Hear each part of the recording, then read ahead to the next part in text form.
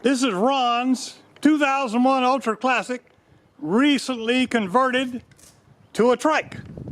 Hey, Ron. Hey, Larry.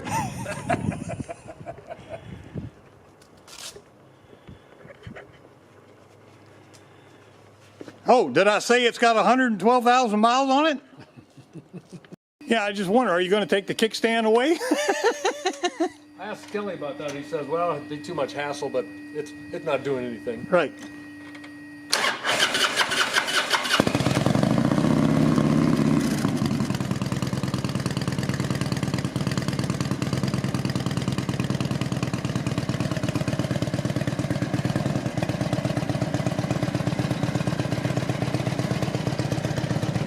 That's how easily it moves.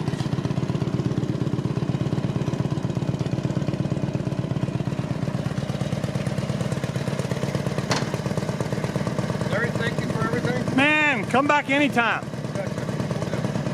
Let me know when you want to do a test ride. We will go. I put my feet down.